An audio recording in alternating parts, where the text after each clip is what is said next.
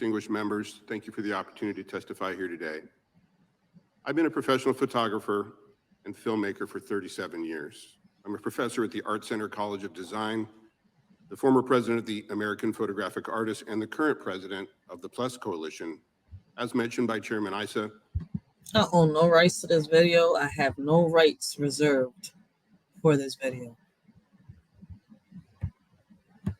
Plus is a global nonprofit organization focused exclusively on simplifying the identification of visual works. Plus is currently developing a global nonprofit visual registry and in cooperation with the IPTC, updating our widely adopted metadata standards to allow artists to declare AI-related permissions and prohibitions in their image files. You can learn more about that at plus.org. As a professional visual artist, I make my living by creating and, most importantly, licensing my works. My ability to create new works, sustain my business, support my family, depends directly on my exclusive rights to reproduce, distribute, publicly display, and adapt my original works. These fundamental rights are the core of my business, providing a strong incentive to create new works. In fact, they're the only way that I can afford to create new works. Unfortunately, many AI developers and platforms have built their businesses by exploiting billions of visual works without authorization from or compensation to copyright owners. The theft and exploitation of visual works by AI platforms displaces a common, long-standing practice in which creators and their agents offer and sell artist reference licenses, permitting the use of works for reference and creating new derivative works. AI ingestion falls squarely within this reference license category. In fact, stock photo agencies routinely sell reference licenses to AI platforms, permitting the use of visual works for AI ingestion. A market clearly exists for these licenses. The unlicensed ingestion of photographs by AI systems usurps that market and forces human creators to compete with machine-made derivatives of their own original works. Many AI platforms are trained on copies of creative works scraped from websites that display those works without the knowledge or permission of the copyright owners. I've found Keyword, without the right or knowledge of the copyright owner. thousands of unlicensed copies of my works in open databases used by AI systems to support image ingestion and generation. It is clear that many generative AI platforms were founded on copyright infringement. In defense of their actions, AI developers attempt to apply blanket claims of fair use, counter to the spirit and letter of the Copyright Act. Let me ask y'all, those that are in the chat and those that catch the replay, how long do y'all think artificial intelligence has been around? For those of y'all that are thinking that we're just hitting the Jetsons era, we've been in it because the smartphones been came out, the smart TVs been came out, when the laptops came out, when the 5G, 4G, 3G, all that shit came about. How long do y'all think that we've had artificial intelligence? I think that we've had it for a while. For those of you that think that this is new, this is nothing new. So for those of y'all that think that I'm about to get ratchet, let me cam up real quick, right? Because I'm about to get cam up. For those of y'all that are still in bed, stay the fuck in bed. I'm sorry, but I'm not sorry. When Morpheus comes back around, maybe you'll think about popping the little blue pill or whatever color pill it is that he gives out. But y'all need to wake up, and if y'all don't, stay in bed. It's that simple. Because it's all this is obvious. It's been talked about. We've been warned. Like, that's why I said in between these two videos that I'm going to show y'all talking about the artificial intelligence, the government meetings and all that, I'm going to show y'all the video of Sophia Stewart talking about the Matrix. There's another video that she did with another interviewer. And I think this is a YouTube blogger that she did this video with. And this video was done in 2020. So it's not as old as the other two videos. This is you could say this is the most recent interview. I think there's another one, but I'm going to find it. I'm going to find all them interviews with Sophia Stewart. She's the original creator of The Matrix and The Terminator. Hollywood, all they did was steal her idea, copyright. So she made a couple dollars. So I'm glad that they're speaking and they're talking about this copyright and stuff. If y'all start from part 2 of this my lives, y'all catch up and, understand a little bit better. But let's keep watching and let's keep learning. Each one, teach one. Like I said, we're not here to judge. We're here to bring solutions to the table. We're here to hopefully, come together, bring everybody together, unite and conquer, not divide and crumble. Real shit. But listen to what this guy is saying. And listen, I ain't watched this whole thing. I've been reacting with y'all. It's just that the first couple minutes when I started this live part 3, I already seen that on part 1. But I had to step out in the live and we're doing this again now. So listen, I guess we're gonna have a part 4 to this, John. I'm not sure when. I'm gonna do it as a pop-up. I'm not scheduling it because sometimes I don't have time to schedule and I end up rescheduling and rescheduling. I don't like, getting people's hopes up. So let's do this, y'all. Let's talk about it. What do y'all think? Will artificial intelligence benefit humankind? In my opinion, I believe that on the medical side, I think that artificial intelligence will benefit. But when it comes to everything else, no.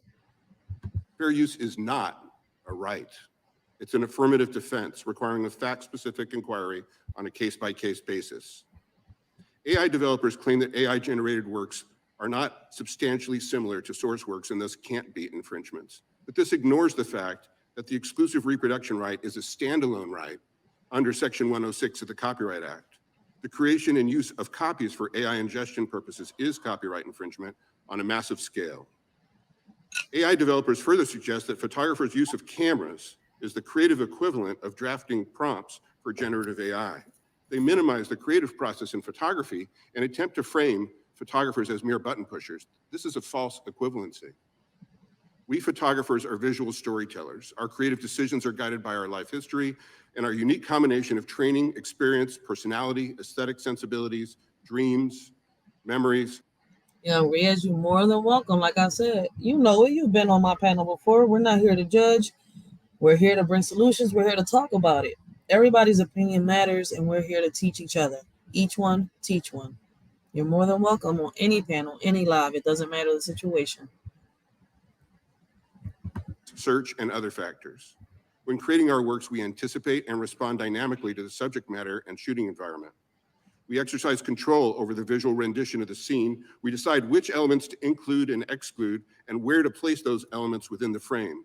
We determine how to juxtapose people, objects, and other compositional elements for a desired creative effect. We control the placement and interplay of color, tone, texture, contrast, light, and shade. We control the perspective, distortion, depth of field, and selective focus to guide the viewer's eye through the image. And we select the precise moment at which to create the ultimate photograph. This substantial creative human expression is not the equivalent of submitting a text prompt, instructing a machine to generate a work. Copyright law affords protection only to human expression. The output of an image by machines in response to prompts is and should remain ineligible for copyright protection. Policies must favor. For those of you that didn't catch it, he said ineligible, which means they're not eligible. Must not favor machines over human creators. AI developers must be required not only to obtain advance permission to ingest and exploit creative works, but to compensate creators, whether directly or through collective licensing organizations, such as the American Society for Collective Rights Licensing. AI technologies must be developed. See, so this man agrees just like us too. If they steal our work and they do this, they should be obligated to pay us for what they stole. Developed and used in a manner that is responsible, respectful, and ethical, upholding the underlying goals and purposes of our copyright system. I appreciate the opportunity to testify, and I look forward to answering your questions. Thank you, and I thank all our witnesses. I'm going to forego my questioning until the end or near the end, and so I'm going to go to Mr. Fitzgerald, somebody who understands what it is to own copyright in his former life. Gentleman is recognized for 5 minutes. He just Thank you, Mr. Chair. Mr. Damley, Supreme Court has held since 1884 case Burrow Giles lithograph. Did he just say his former life? Hold on 1 second. What?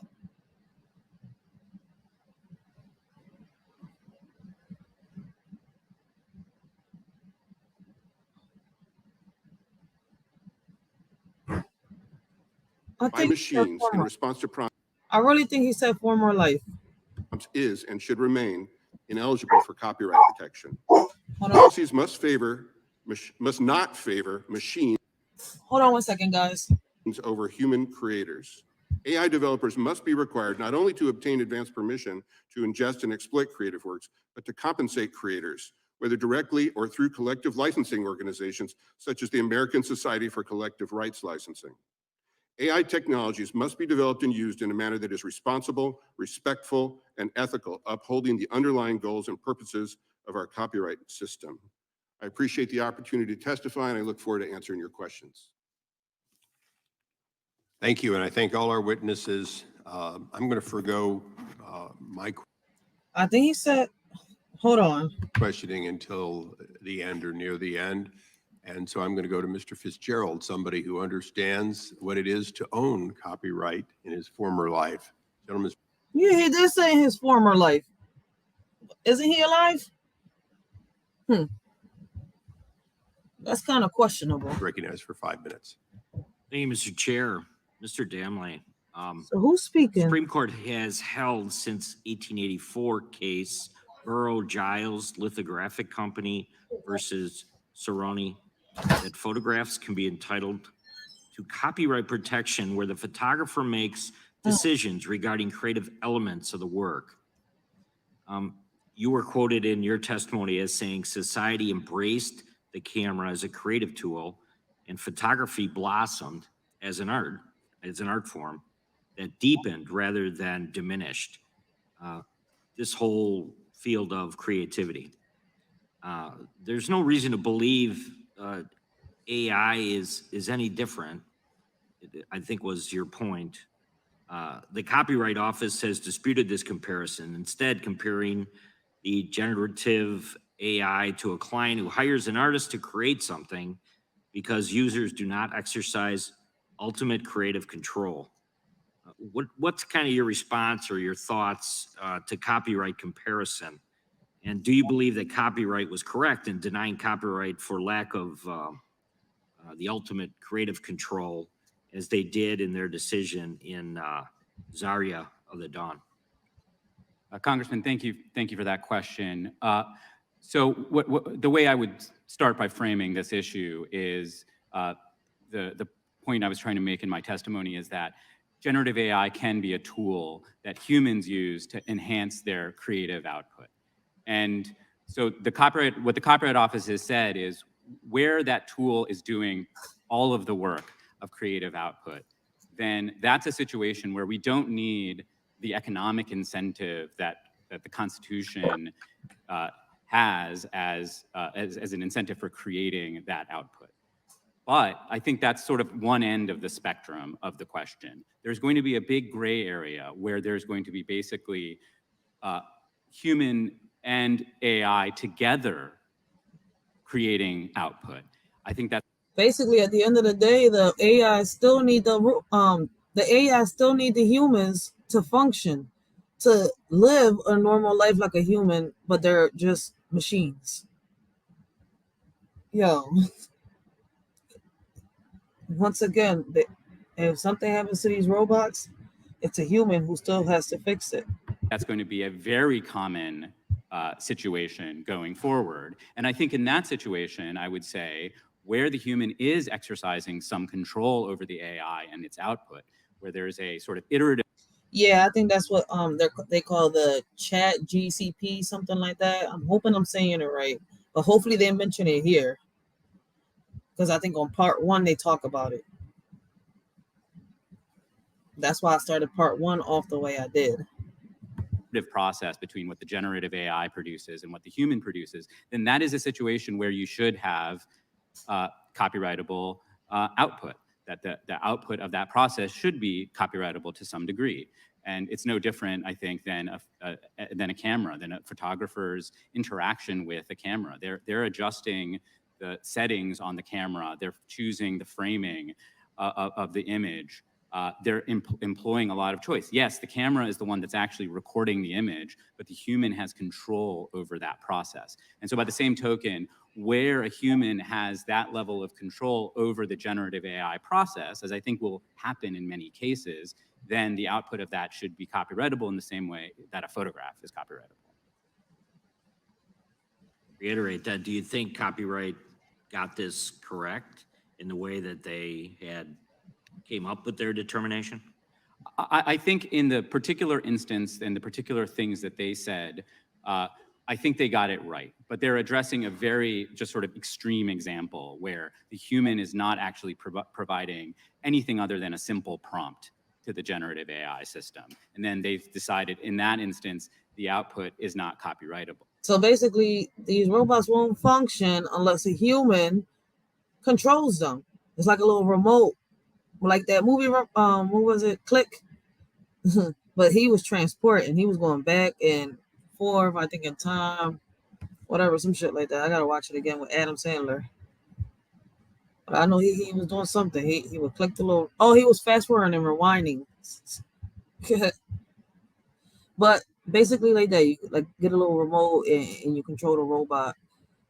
But at the end of the day, all that feed, is it only you that sees it? Is it somebody else? Like the manufacturers of these robots. When these robots are recording, are you the only ones allowed to see that, or do they actually see it? Like, for example, Comcast got surveillance cameras, right? And you can put them in front of your house. You can see what happens, through the surveillance camera and record your video and everything. But Comcast also has access to that surveillance camera. So that's my question. Do the manufacturers of these robots also got access to the camera part of these robots, the audio and everything? Or is it just the person that owns the robot? I think that's going to be very different than the mine run of cases using generative AI. The mine run of cases are going to involve much more involvement of human authorship than just providing a simple, one sentence prompt. Yeah, so just because I just have 1 minute left to actually.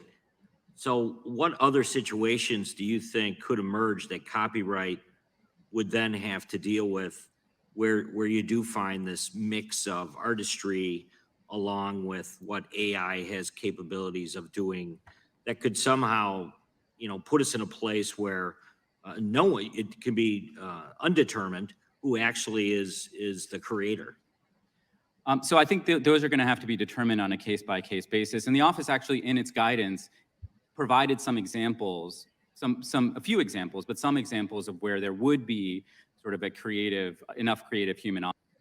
And that's true. If this is allowed, there will be a lot of censorship for a lot of things. Young Riaz is not wrong. It looks like Young Riaz has been doing his research.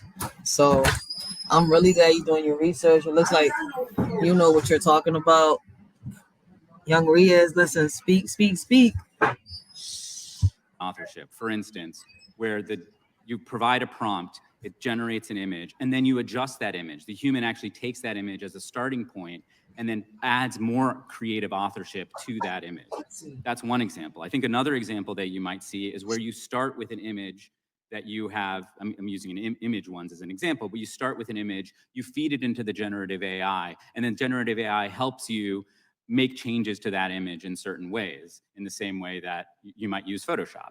I think in those circumstances, you're going to have situations where the output is copyrightable, and then there may be questions about how much of it is copyrightable, how much of it was generated by the AI, but those can be dealt with on a fact-by-fact basis. Thank you very much, and I would yield back. I thank the gentleman. We now recognize the ranking member of the subcommittee, Mr. Johnson, for 5 minutes.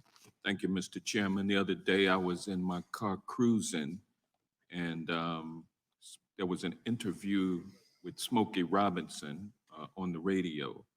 And Smokey Robinson was saying that his big hit, Cruising, took in total about 5 years to come to the final product.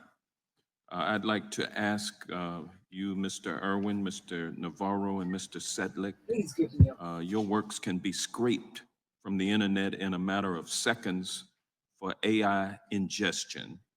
Can you explain what goes into creating a single work of art and how long that process might take, starting with you, Mr. Irwin? Sure. They It's kind of the answers. they really like the majority of them was really trying to convince people that the artificial intelligence is beneficial. And I don't think it's beneficial in all parts. Like I said, in my opinion, only on the medical field, I would see this being beneficial. I don't see it being beneficial having canine dogs that are robots, officers that are robots, having a robot president or a robot judge or a robot juror, a robot lawyer. Like I said on part 2, imagine being prosecuted by a robot judge.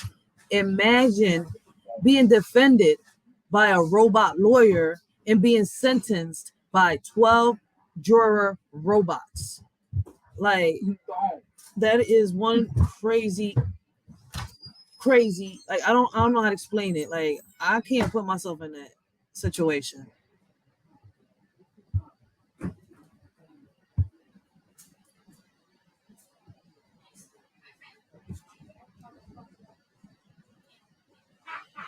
Yo. All right, my bad. I'm about to press play. I didn't mean. I just got distracted for 1 second, guys. I apologize. But I don't know. It's here, anyways. It's here. Like, a lot of people warned us. I heard so many elders talk about this growing up, and it's crazy that they were called crazy. Like, that belonged in a mental hospital or some shit like that. And look, everything that they're saying is true. How long is a piece of string, to be honest? It's always different. When we're working in an audiovisual space, be it film or television or something like that, where you're commissioned to work, you have deadlines and you have to come up with the goods by a certain time, and deliver them. When you're working as a songwriter, more like Dan does, you have a little more freedom and you can work on a lyric, you can work on a song, you can collaborate, you can have a half-written song and then bring someone else in. But everything takes time. Nothing is the push of a button. There is no push button music up to this point that's any good anyway. I mean, most of it's just, not usable. Mr. Navarro, thank you. I'd like to affirm what Mr. Irwin says. I made reference to my big hit song that took 90 minutes to write. The emotions that led to my contributions and the contributions of my late partner took 3 years to percolate, to run through my emotions in my system, be expressed, be wept, be verbalized, be internalized before they came out in an evening blast when everything was ready. It didn't take 90 minutes. It took several years. I've had songs take 7 years. I've had songs take 7 days. It varies depending on what it takes to sit and look at something and go, it's done. Now it's done. Thank you. Mr. Sedlick. Thank you. There are many genres of photographers, each of whom works in a different way, including within those genres. Personally, I'm very controlling in my photography. Every aspect of every photograph that I take is something that is planned and controlled, whereas another photographer might be more spontaneous. In my process, I use free association first. It will take weeks, months, even more than a year. I use free association, come up with ideas, make thumbnail sketches, make iterative sketches, do tests, do planning, set the whole thing up, test, and then during the process, I control it. Whereas a photojournalist might make all of those decisions in an instant. It's their lifetime of experience and all their capabilities that lets them accomplish the same thing, thousands of decisions in a second. Let me ask you this, Mr. Sedlick. Can you compare the process Yo, they gotta make 1,000 decisions in a second. And I don't think a human can make 1,000 decisions in a second. of creating works, your works, through, or can you compare that to works created through generative AI? Yes. So the same goes for AI. There's the full spectrum. And if you could tell me also how it feels as an artist to have your work used without your permission to serve as the basis for a product that might then compete against your product. Damn, that's a great question. As an artist, how would they feel to have a product compete against their product? Damn, great question. for those of y'all defending, like, oh, it's not going to take over no jobs. It's not going to take over nothing. I think it might and it can. Yes. If you could leave some time for Mr. Navarro and Mr. Irwin to respond to that question also. 58 seconds, go ahead. Yeah, Okay, go ahead. so Give us a good I'll, response. I'll answer your second question first. Ha. So photographers are used to the advancement of technology. We've been using technology for 179 years, and we're usually first in using it. So we anticipate that technology is going to continue to develop, that new opportunities for creation are going to advance, that it's going to be easier to create great works, and we accept that. That's not our concern here. Our concern is that our works are being used without our permission and without any compensation. The creative process. Thank you. Let me go to Mr. Navarro. Appreciate it. I feel the same way. I think AI is a tool that I myself could use. My partner in my duo passed away. I could maybe impersonate his voice and put out a brand new Low and Navarro record. But permission, credit, compensation. Thank you. Mr. Irwin? We've been using elements of AI. Now, y'all heard how they said imitate the voice, right? It's crazy. As tools for, I've certainly been using them for almost 30 years, but always with the control of what the output is. Quite often create the initial piece of music that you're going to work with, then you process it in a particular way, and you make the decisions of what is the final product going to be. Some of the options you were given are not usable. You know, it's a matter of taste, and only humans have that kind of discerning taste. Thank you. Mr. Chairman, I appreciate the indulgence, and Mr. Carlson Birdshot.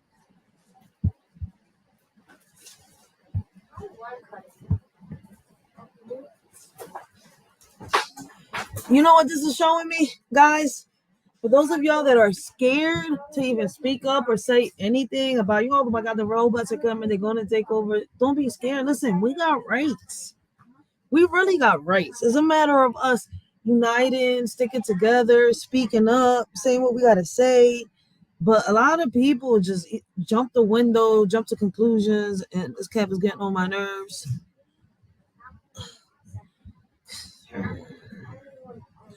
And end up being scared for no reason.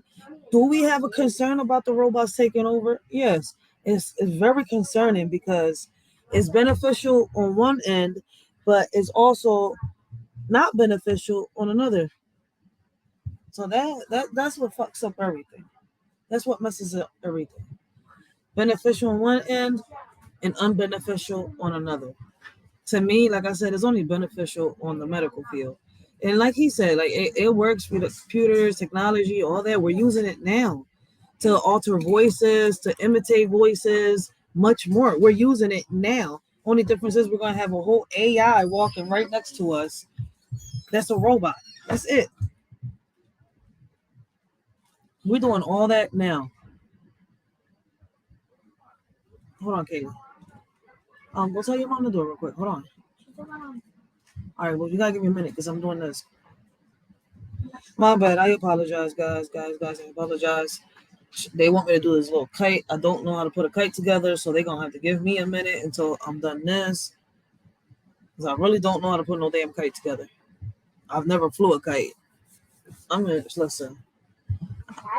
Nope, never flew a kite, and I don't care about flying a kite. It doesn't draw my attention. Never did, and it never will. I'm sorry. You gotta put that thing together, like, ugh. I quit on putting the kite together. That's where I quit at. That's why I don't want to ever fly that drone.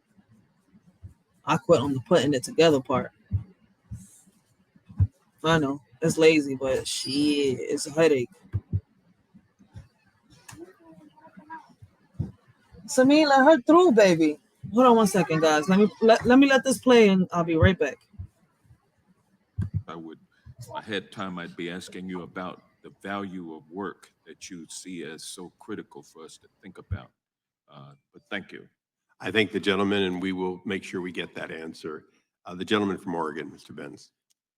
Thank you, Mr. Chair, and thank all of you for being here today. So my question is, I'm not sure which one of you to ask, but the issue is whether our technology is such that we can actually do what I think many of you want us to do.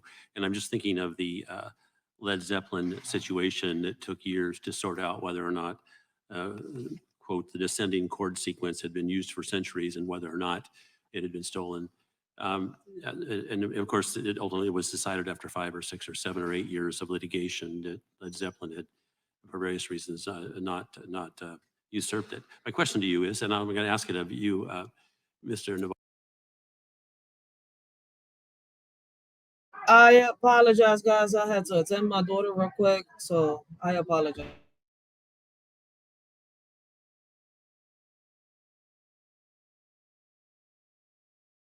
Navarro, if you think that we have the technology available to sort these things out after the fact, and if not, what would you be suggesting that we do to try to prevent it before it happens? I just want to know, given the nature of music, and I'm a very bad musician, but I know what a guitar is. How in the world do you sort this out? Do we have the technology available? I'm not sure we're qualified to determine how it's sorted out. I know that I, as a creator, if I get too close to something, I pull back. If I get a little too close to Ray Charles, I pull back. If I get too close to John Lennon, I pull back. And if I don't do it right, there are legal remedies. Just ask George Harrison or Robin Thicke. Mr. Damley, I don't know, I'm not sure I pronounced your name correctly, but could you address the question? Thank you, Congressman. You got it exactly right. So I would point to the sort of cases that you're talking about, like the Led Zeppelin case, like the Blurred Lines case, as examples of instances where copyright did not stay within its proper bounds, where courts decided that borrowing somebody's musical style counted as copyright infringement.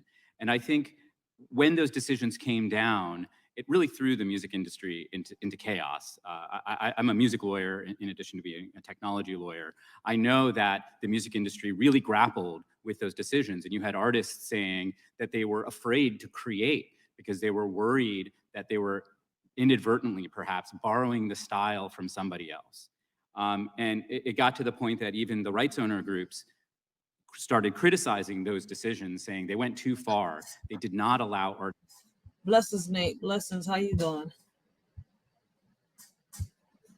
I gotta mute this. To express themselves as freely as they should be able to. And I think, thankfully, we've seen a return back to those core principles of the Copyright Act, which is ideas, styles should be able to be used by all. So that's what we've seen in these recent decisions involving Ed Sheeran, a return back to that principle of being faithful to the Copyright Act, faithful to the Constitution's mandate for what the Copyright Act is supposed to do. And so that would be my response to that issue. And thank you for your answers. And with that, Mr. Chair, I yield the rest of my time to you. I thank the gentleman for yielding, and I'll continue along somewhat an earlier line. Mr. Navarro, we talked about credit, we talked about permission, and we talked about compensation, or you did. Credit would seem to be one that Congress could mandate, that the database input could be searchable so you would know that your work or your name or something was in the database. Fairly easy, probably doable. It's quite an index of billions or trillions in some cases, but that would be. The output might be a little more complex, and we'll talk about that later. The compensation is a question I want you to opine on, and maybe both ends of the question. If there are 10 billion or 10 trillion inputs, and let's just assume for a moment that there are a billion copyrighted. Facts. AIs are going to be taking, I think they already have taken over a lot of corporates. I believe AI is going to take over many corporates and administrative positions, along with certain trades that don't require technical or critical thinking skills. Facts. But they already use it for that. They call it the chat GCP, something like that it's called. I think I let the video play on part 1. I think one person complained about me letting a video play, but I let the John play. They was talking about the chat GCP, and that's how they got a lot of their, analytics and statistics and much more. So yeah, it's coming, it's here, but people sleep.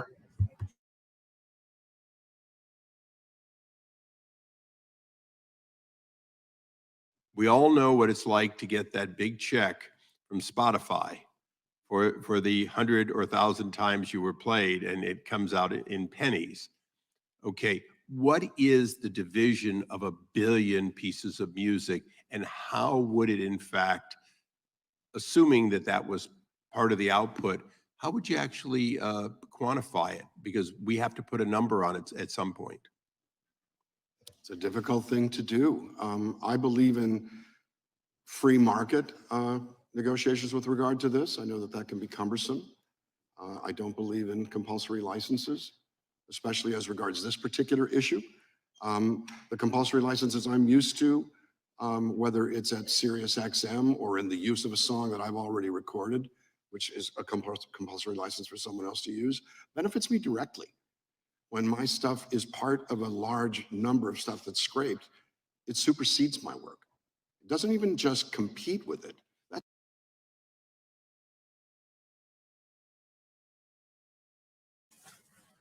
No, they haven't taken over yet. What I'm trying to say is they're here. They've been here. For everybody's like, oh, this is just starting now. No, we've been here. The smart TVs, Bluetooth, all that stuff, the wireless, the cell phones. It's been here. They've been listening and they've been doing all that. But if we do it, you know how that little saying goes, allegedly the government likes to cheat on you, but when you do it, there's a problem, right? You can't do it to them, but they love doing it to you. That's why I'm like, I've been paying attention. Yeah, like I've listened to all my old heads. May they all rest in peace, because the real old heads, they're not here. The real old heads are not here no more at all. Yeah, it's been over 100 years that technology's been here. And people are like, oh, this is something no. No, it's just that we're learning about it now. Like, if y'all watch all these documentaries and stuff like that, if y'all watch these videos, they teach us about this. They've been telling us. It's in the movies. That's why I said after this meeting that they're having here, I'm gonna show y'all an interview that I found with Sophia Stewart, the creator of The Matrix and the Terminator. And she speaks on a lot of this stuff, and she tells us why she made these books and much more. So like it all goes hand in hand, and there's a reason I'm doing it like this. So after this, I'm gonna do that, and then I'm gonna play the senator meeting speaking on the AIs and trying to improve it and much more. We're in 2023. They already tested the first AI judge and lawyer. Allegedly, they already passed. Allegedly, the first AI robot already passed law school. So all I'm saying is, don't go by what a shorty is saying. Just go do y'all research, because what I'm saying right now, y'all can go research it, and it'll tell y'all, it'll show y'all that everything that I'm saying, it will pop up. Yeah, technology has been taken over. Facts. They have AIs taking a lot of the jobs that don't require one to critically think. Exactly. And people sleep on that. They sleep. The Jetsons era is almost here. It's halfway there.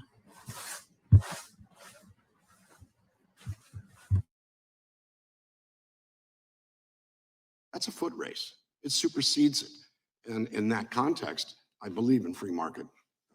And we will undoubtedly be asking that question of others in another forum. With that, we go to the chairman of the full committee, Mr. Nadler.